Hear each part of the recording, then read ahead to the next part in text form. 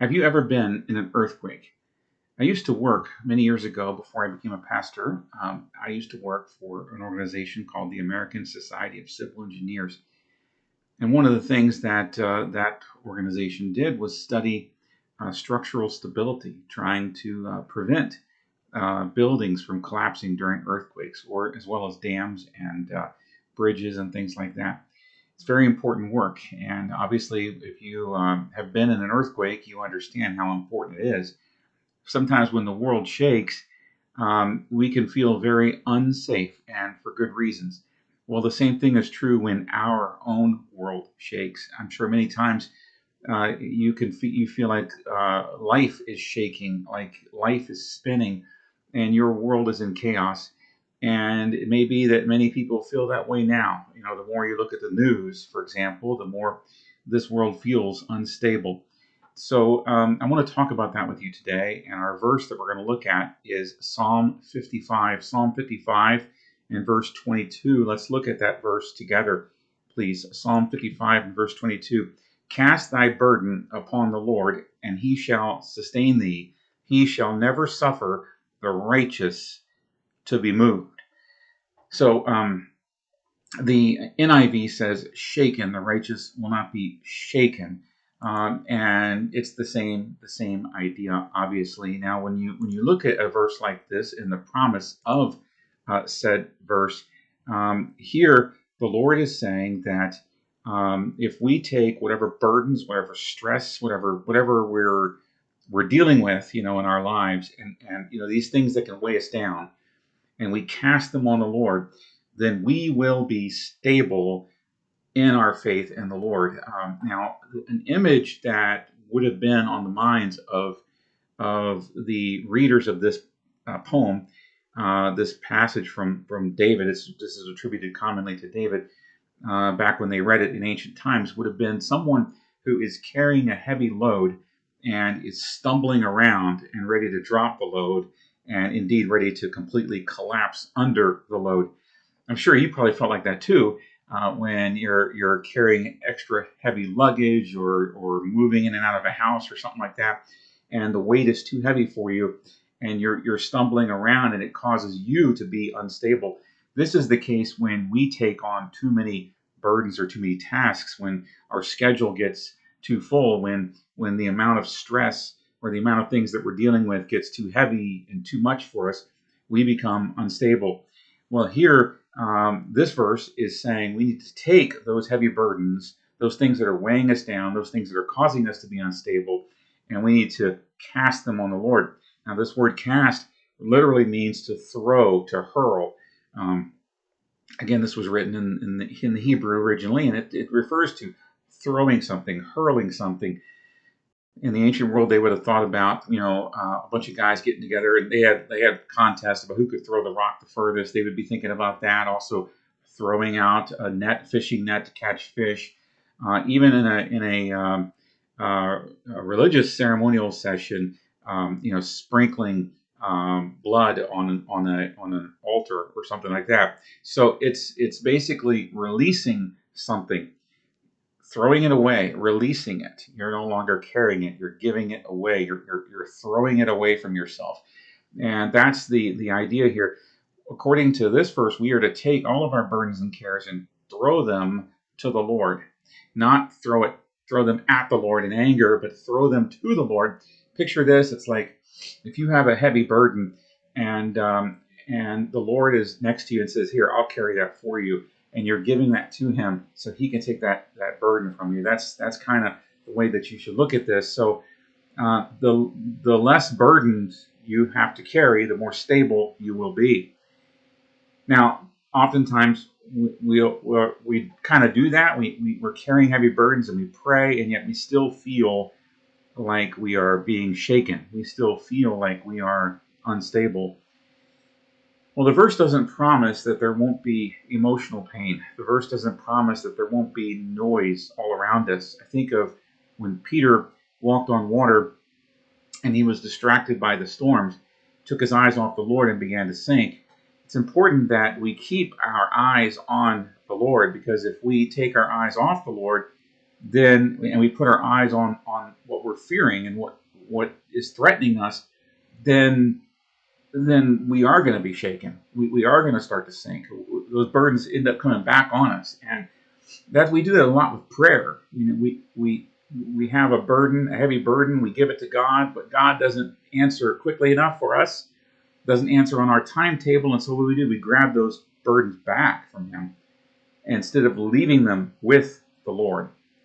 Now, the problem, of course, is nature abhors a vacuum, right? So if you're carrying stress and anxiety, and it could be anything from a health scare to a relationship problem to financial issues to whatever, caring for a loved one, whatever, it could be all kinds of things, work issues. If you're carrying that burden and stress and you give it to the Lord, but the circumstances don't change, the temptation is to look back at those circumstances and see a threat still, and that the effect of that is you're taking those burdens back on yourself. But nature abhors a vacuum, so your mind's got to go somewhere. That's where we come to what it says in Philippians 4. Philippians 4, verses 6 to 8, really tell us what to do about that. It says, "Be anxious for nothing, but in everything by prayer and supplication with thanksgiving, let your requests be made known to God. Peace that passes all understanding will guard your hearts and minds in Christ Jesus." And then in verse 8, it tells you what to think about. See, nature abhors vacuum, so your mind's got to think about something. So when you give up stress and your mind's been used to thinking about all those stress things, well, you got to do something with your mind, right? Your mind is active. Your mind is always thinking. So how do you occupy your thoughts? How do you occupy your mind and not take that stress back on yourself? And the answer is found in Philippians 4, verse 8. And you need to think about the things that Paul tells us to think about. Whatever is lovely, true, good report, virtuous, whatever, think on those things. So again, casting your cares, your burdens, your stresses on the Lord means you are leaving them with Him, and you are turning your attention to other things.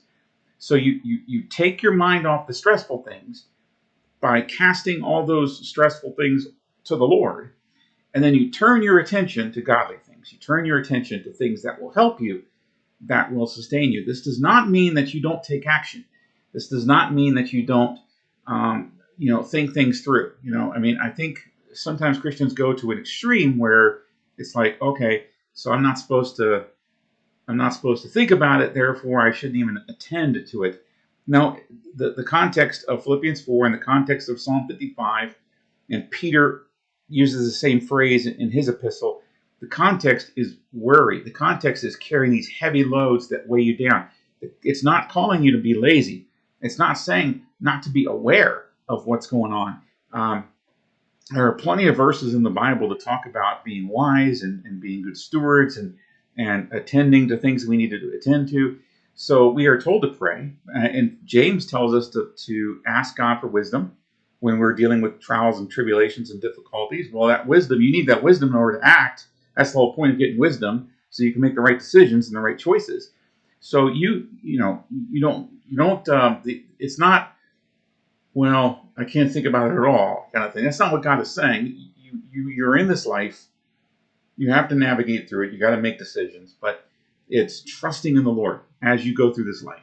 Proverbs 3, 5, and 6. Trust in the Lord with all your heart. Lean not on your own understanding. In all your ways acknowledge Him, and He will direct your path. So it's letting God direct you in your path. You still got to do the walking.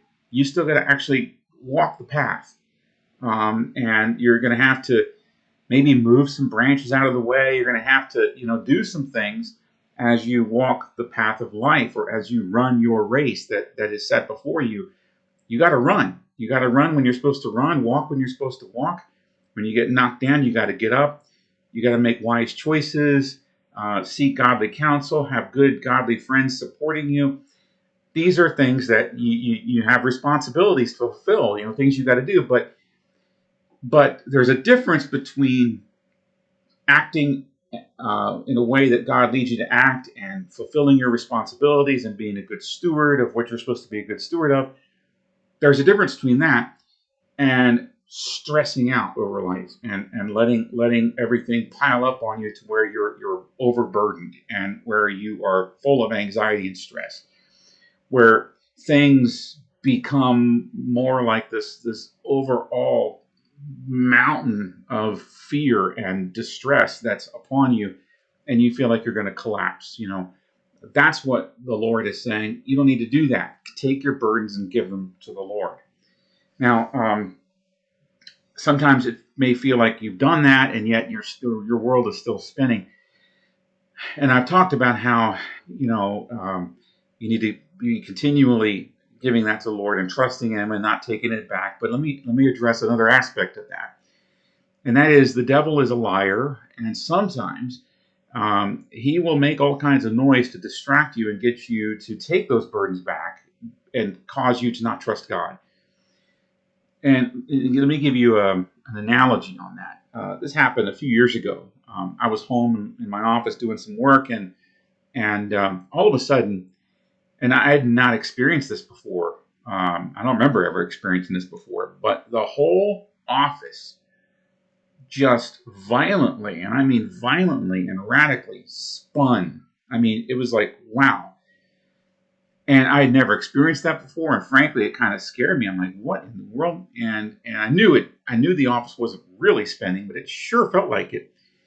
And I told Jane about it, and so I went to see the doctor, and basically it was like a vertigo episode, and it hasn't happened since, thankfully. And that's been several years ago, but it scared me, and it made me understand kind of what some people deal with that. So anyway, vertigo is like you may be stable, but yet your body is sending your mind is sending a different signal, and you feel unstable.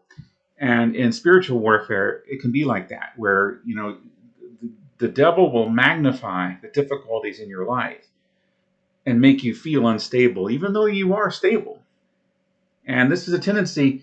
We have a tendency sometimes to catastrophize things, to make things worse than what they are. And sadly, it's just we live in that world today, where even the news media catastrophizes in order to get ratings, and politicians catastrophize in order to get attention, and salespeople catastrophize in order to sell products, and so we've become just conditioned to it. Social media is full of catastrophizing, so the more time you spend immersed in the things of the world, the more you have that tendency to focus on all the bad stuff and be continually feeding your fight or flight response, when you need to be focusing on the things of the Lord.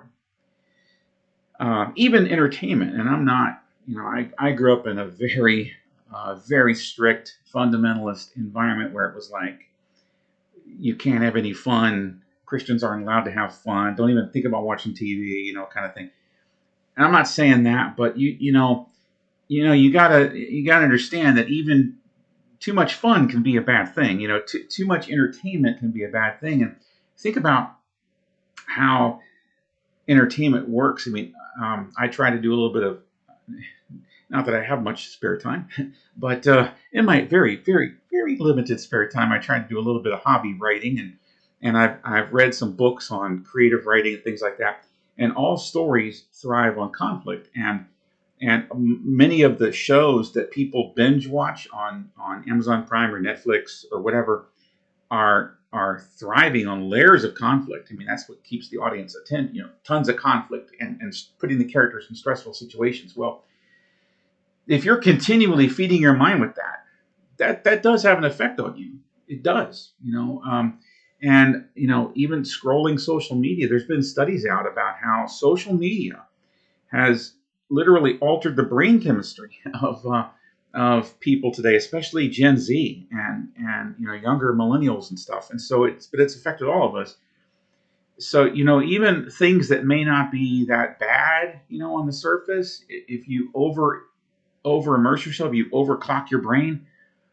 And so the devil can use all of that to magnify the difficulties of life and the stuff that's bad. Watching too much news. I remember after 9/11 happened, which was obviously a real. This is and there's been many of you watching this video weren't even alive when 9/11 happened. And for me, it seems like it was just yesterday. Those of you who are my age and older, you know what I'm talking about. And when those towers fell and the Pentagon was attacked and all of that after 9/11, 2001, my wife and I were glued to the TV for like days, and just had the news on constantly, as with most Americans. We went to a prayer meeting that our church had, and the pastor said, I'm sure many of you are glued to the TV. And he was like talking to me. It's like, maybe it's time to turn the TV off and just focus on prayer and focus on what does God want you to do right now at this time in your life. And he was right. And turn the TV off and kind of get back to the things of life. It doesn't mean that bad stuff isn't happening. It doesn't mean that some of the things that you're wrestling with aren't real, and that you don't have some responsibilities there. But if you're constantly feeding that into your mind, and you're constantly playing over and over in your mind all the bad in the world and in your world, and all the potential bad and all that, you're just going to be amping up your stress levels, and you're not really going to be enjoying the peace that God wants to give you.